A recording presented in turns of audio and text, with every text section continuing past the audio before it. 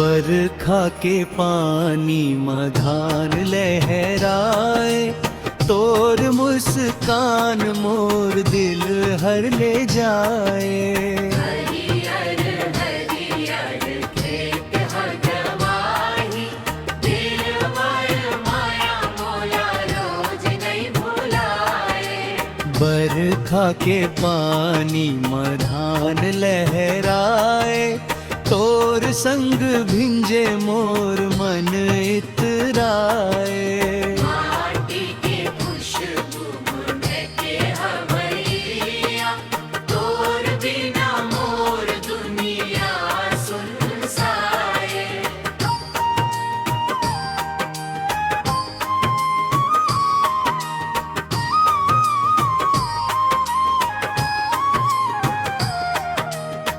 घन घन बदरिया अंजोर लुकाए, बूंदा के संग मोर सपना सजाए।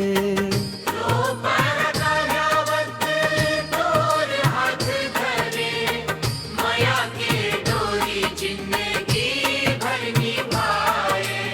हवा गुनगुनाए, कोयलिया गवाए, धान के बारी खुशी बरसावे।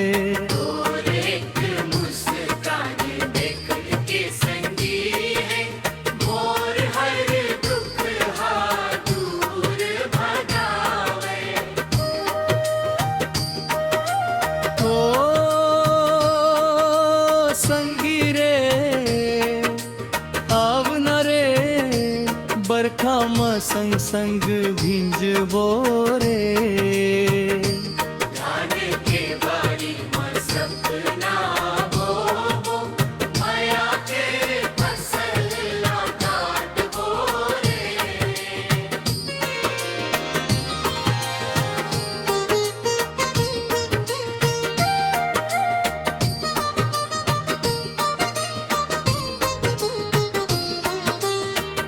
नदिया किनारे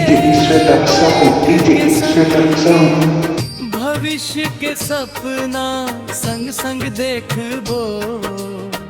सुख दुख जान घड़ी माही, एक दूजे के हाथ नहीं छोड़बो। इंदर देवता बरखा बरसावे, धरती दाई अंचरा हरियावे।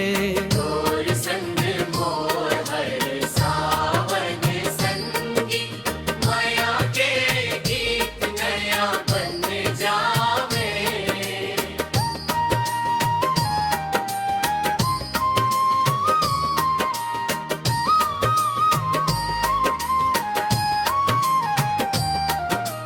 बरखा के पानी मधान लहराए, तोर संग मोर सपना मुस्काए।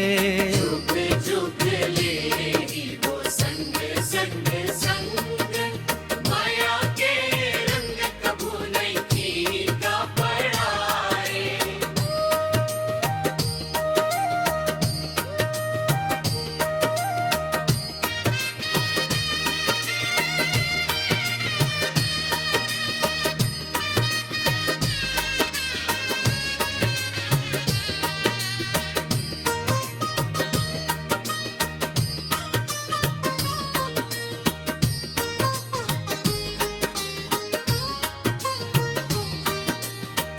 जुग जुग ले रही वो संग संग, माया के रंग कभू नहीं फीका पड़ाए।